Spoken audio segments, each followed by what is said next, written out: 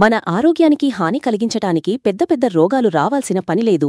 మనకు తెలియకుండానే మనం రోజూ వాడే కొన్ని వస్తువులు మనల్ని అనారోగ్యం వైపు నెమ్మదిగా నెట్టేస్తుంటాయి. అలాంటి వాటిలో ముఖ్యమైనవి మనం వంట కోసం వాడే అల్యూమినియం పాత్రలు. మన దేశంలో చాలామంది మధ్యతరగతి ప్రజలు ఉంటారు కాబట్టి తక్కువ ధరలో దొరికే వస్తువులకే ఎక్కువ ప్రాధాన్యత ఇస్తారు. అందుకే చవకగా లభించే అల్యూమినియం పాత్రలు దాదాపు ప్రతి ఇంట్లోనూ కనిపిస్తాయి. చూడటానికి అందంగా, తేలికగా ఉండే ఈ పాత్రలు మన ఆరోగ్యానికి ఎంత ప్రమాదకరమో తెలిస్తే ఆశ్చర్యపోతారు.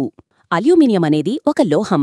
ఈ పాత్రలలో మనం వంట చేసినప్పుడు, ముఖ్యంగా అధిక వేడిమీద వండినప్పుడు లేదా పులుపు ఎక్కువగా ఉండే పదార్థాలను టమోటాలు, చింతపండు పులుసు వంటివి వండినప్పుడు ఆ పాత్రల నుండి అల్యూమినియం చిన్న చిన్న కణాల రూపంలో కరిగి మనం వండిన ఆహారంలో కలిసిపోతుంది. ఈ ప్రక్రియను లీచింగ్ అంటారు. ఇలా ఆహారంలో కలిసిన అల్యూమినియం మన శరీరంలోకి చేరి నెమ్మదిగా మన ఆరోగ్యాన్ని దెబ్బతీస్తుంది. వడోదరలోని ప్రసిద్ధ ఎంఎస్ విశ్వవిద్యాలయానికి చెందిన ఆహార పరిశోధకులు చేసిన ఒక అధ్యయనంలో చాలా భయానకమైన నిజాలు బయటపడ్డాయి. ఎవరి రక్తంలో అయితే అల్యూమినియం పరిమితికి మించి చేరుతుందో వారిలో జ్ఞాపకశక్తి, ఏకాగ్రత, నేర్చుకునే తపన వంటివి క్రమంగా తగ్గిపోతాయని వారు కనుగొన్నారు. ఇది మన మెదడు కణాలను దెబ్బతీసి వాటిని కుచించుకుపోయేలా చేస్తుంది. కొన్ని సందర్భాలలో మెదడు కణాలు చనిపోయే ప్రమాదం కూడా ఉంది. ఈ పరిశోధన కోసం వాళ్లు 60 ఏళ్లు పైబడిన 90 మంది అల్జైమర్స్ రోగులను పరిశీలించారు.